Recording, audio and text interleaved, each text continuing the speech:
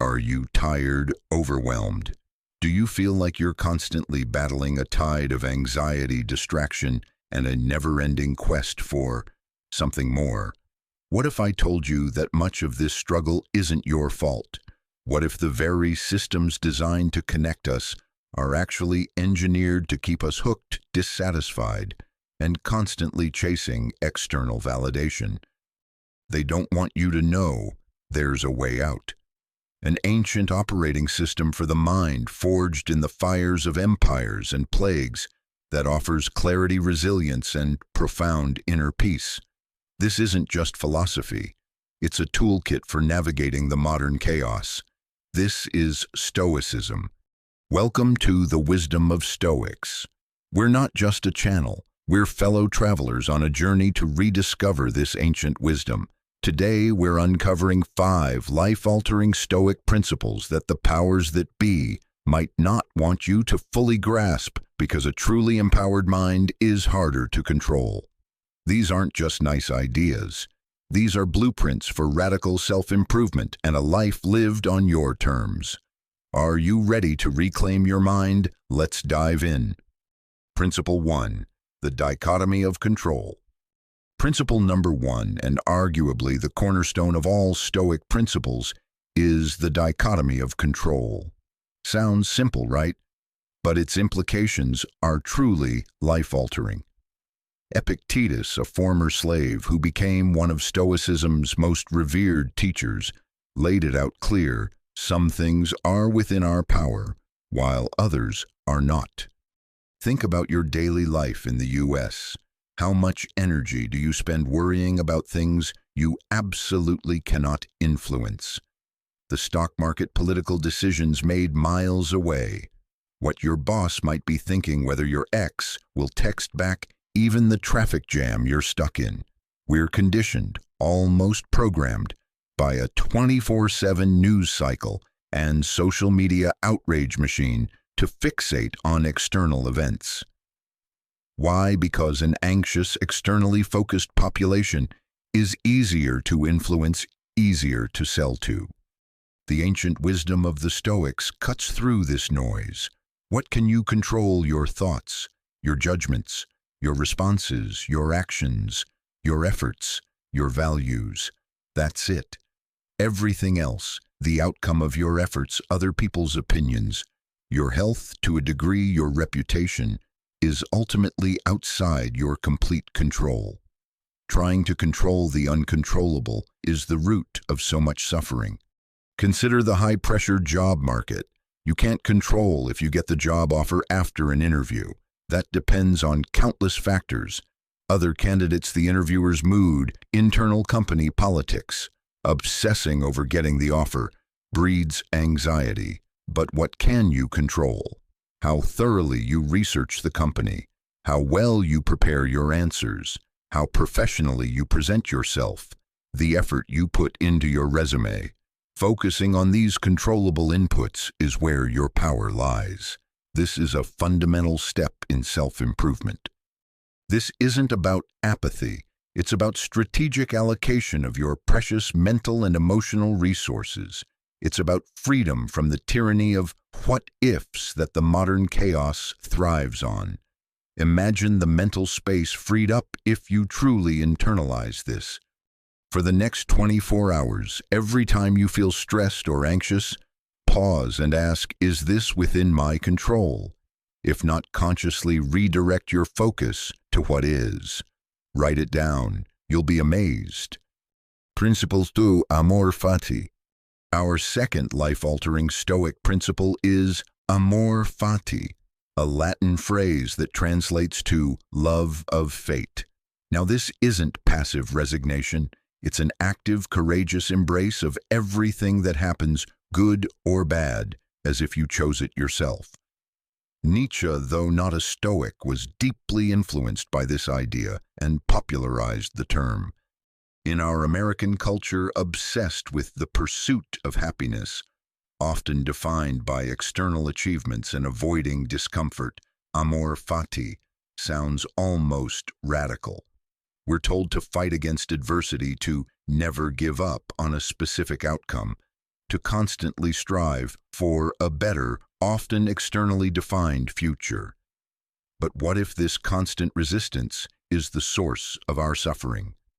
What if the universe or fate isn't actively trying to make you miserable, but simply presenting you with the raw material for your growth? The Stoics, particularly Marcus Aurelius, in his Meditations, understood this deeply. He wrote, "The impediment to action advances action. What stands in the way becomes the way." This ancient wisdom teaches us that every obstacle, every setback, every perceived failure is an opportunity to practice virtue, resilience, patience, creativity. Think about it: a society that constantly rejects its circumstances, that always wants more or different, is a society of perpetual consumers. Industries thrive on our dissatisfaction with what is. Amor fati is a rebellion against this induced discontent. It's a powerful tool for self-improvement because it shifts your focus from wishing things were different to finding strength and meaning in things as they are. Imagine someone who unexpectedly loses their job, a common fear in today's volatile economy. The initial reaction is often panic, anger, self-pity. Amor fati doesn't mean pretending it's great. It means accepting this has happened, this is my current reality. And then asking, what can I learn from this? What new path might this open? How can I use this experience to become stronger, wiser? Maybe it's the push needed to start that business they always dreamed of, or to retrain for a more fulfilling career. Many successful entrepreneurs in the U.S. have stories of failures that became their greatest catalysts, all because they consciously or not embraced their new reality and sought opportunity within it. This is a core Stoic principle in action, a truly life-altering perspective when navigating the modern chaos. Reflect on a past challenge you faced. How did it, in an unexpected way, lead to growth or a positive outcome? Share your amor fati moment in the comments below. Let's inspire each other by seeing how obstacles became our way. Principle 3, memento mori. This next Stoic principle might sound morbid at first, but it's one of the most powerfully motivating and clarifying. Memento mori. Remember, you will die. In our death-denying culture in the U.S., where we chase eternal youth and distract ourselves from mortality, this is a truth many try to avoid. But the Stoics saw it as an essential tool for a life well lived. Why would remembering death be life-altering? Because it injects urgency and perspective into our lives. Seneca famously said, "It is not that we have a short time to live, but that we waste much of it." When you truly internalize that your time is finite, trivialities fade away. Petty arguments, meaningless grudges, the pursuit of fleeting pleasures at the expense of deep fulfillment, they all lose their power. This isn't about living in fear of death. It's about using the awareness of death to live more fully, more virtuously now. It's a piece of ancient wisdom designed to strip away the non-essential. Ask yourself, if I knew I only had a year left, what would I change? Who would I spend my time with? What would I stop doing? What would I finally start? The modern world, with its endless distractions and focus on accumulating material possessions, thrives on us forgetting our mortality. If you're constantly chasing the next gadget, the next trend, the next fleeting high, you're not focused on your legacy, your character, or the deeper meaning of your limited time. They want you to be too busy consuming to contemplate your existence. Memento mori is a direct antidote to this shallow existence, a path to profound self-improvement. Steve Jobs, in his famous Stanford commencement speech, spoke about how contemplating death was a crucial motivator for him. Remembering that I'll be dead soon is the most important tool I've ever encountered to help me make the big choices in life. It helped him cut through fear of failure, embarrassment, and external expectations.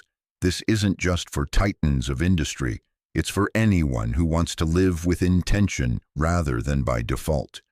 The awareness of mortality can push us to mend relationships, pursue our passions, and not postpone joy. This Stoic principle helps us navigate the modern chaos by clarifying our true priorities. Take 5 minutes today. Sit quietly and genuinely contemplate your mortality, not to be sad, but to ask what truly matters to me. Write down one thing you will do this week because life is precious and short. This exercise, while perhaps uncomfortable, is incredibly clarifying. Principle 4. The obstacle is the way. Principle number 4 is an empowering mantra echoed by our earlier discussion of amor fati. But it deserves its own spotlight. The obstacle is the way. This phrase, popularized by Ryan Holiday's brilliant book, encapsulates a core tenet of Stoicism.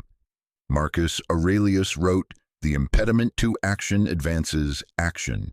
What stands in the way becomes the way." This is a truly life-altering perspective.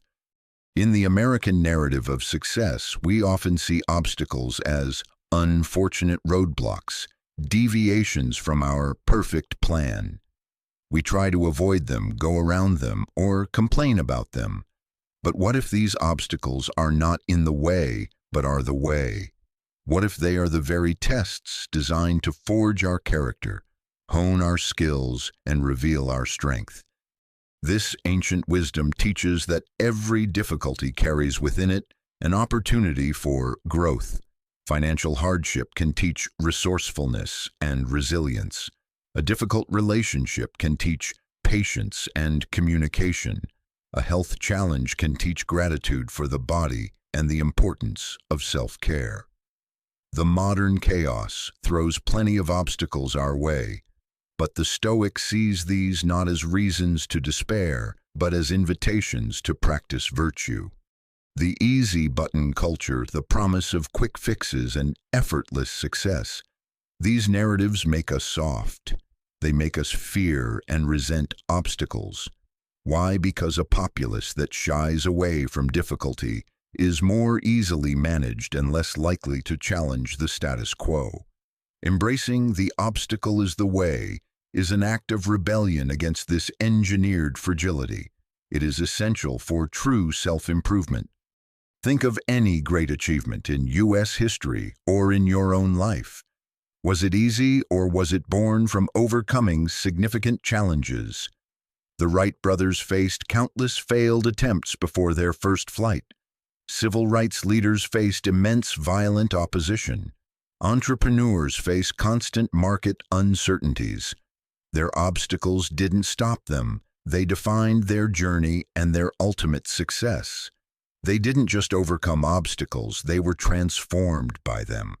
This Stoic principle is about reframing adversity not as a punishment, but as the curriculum for your development. Identify one obstacle you are currently facing. Instead of focusing on how to get rid of it, ask, what virtue can I practice here? What can this teach me? How can I use this challenge to become better? Shift your mindset from victim to student. Principle 5. Virtue is the only good. Our final life-altering Stoic principle, and perhaps the most profound, is that virtue is the only good. In a world, especially in many parts of American society, that equates good with wealth, fame, pleasure, or status, this is a revolutionary idea. The Stoics, Seneca, Epictetus, Marcus Aurelius, were adamant the only true good is a virtuous character expressed through wisdom, justice, courage, and temperance. Everything else, health, wealth, reputation, pleasure, even life itself, they considered indifference. Not bad, but indifferent in the sense that they don't in themselves make you a good or bad person, nor do they guarantee a flourishing life, eudaimonia.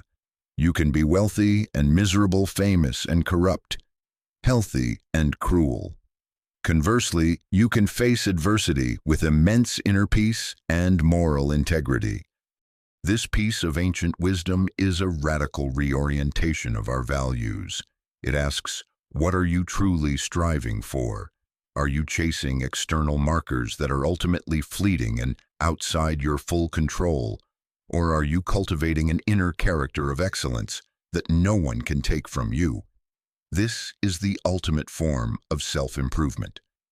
Consumer culture and the broader societal narrative constantly bombards us with the message that happiness and goodness are found in external things. The next purchase, the next promotion, the next like. Why? Because a virtuous populace content with inner excellence rather than external accumulation is not a maximally profitable populace. They don't need as much. They are harder to manipulate with promises of fleeting pleasure or status. Focusing on virtue is a quiet revolution against this materialistic hamster wheel that fuels so much of the modern chaos. Consider figures like Martin Luther King Jr. or Nelson Mandela. They faced immense hardship, loss of freedom, and threats to their lives. By conventional standards, their external circumstances were often terrible, yet they are revered for their unwavering commitment to justice, courage, and wisdom. Their virtue. Their goodness was not defined by their comfort or possessions, but by their character. This Stoic principle suggests that true fulfillment comes not from what you have, but from who you are and how you act, especially in the face of adversity. At the end of each day this week, reflect on your actions. Ask yourself, did I act with wisdom today? Was I just in my dealings? Did I show courage when needed? Did I practice temperance? Don't aim for perfection, but for progress in cultivating your virtuous character. So there you have it, 5 life-altering Stoic principles that offer a powerful antidote to the modern chaos. We all navigate 1. The dichotomy of control. Focus your energy where it truly matters. 2. Amor fati. Embrace your fate and find opportunity in adversity. 3. Memento mori. Remember death to live fully and with purpose. 4. The obstacle is the way. See challenges as the path to growth. 5. Virtue is the only good. Cultivate inner excellence above all else. These aren't just intellectual concepts, they are practical tools for profound self-improvement. This ancient wisdom of Stoicism has survived for millennia for one reason: it works.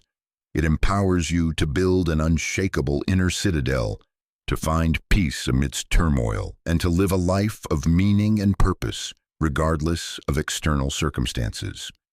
But knowing is not enough. The Stoics were about action. This is a journey, and you don't have to walk it alone. Here at the Wisdom of Stoics, we're committed to exploring these ideas together, to support each other as we strive to apply this timeless wisdom to our modern lives. Which of these Stoic principles resonates most with you right now, and why? What's one small step you'll take this week to integrate it into your life? Share your thoughts and commitments in the comments below. Your story, your insight could be the spark that helps someone else on their path. Let's build a community of modern Stoics right here. If this video has provided you with value, if it's made you think, if it's sparked a desire for change, then please give it a thumbs up. It really helps the channel reach more people who need to hear this message.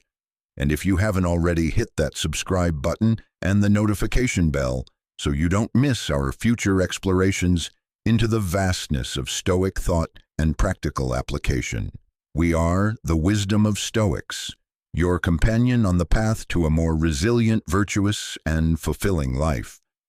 Remember, the world might try to keep you distracted and disempowered, but the keys to your inner kingdom are within your grasp. Use them. Until next time, live wisely, live virtuously.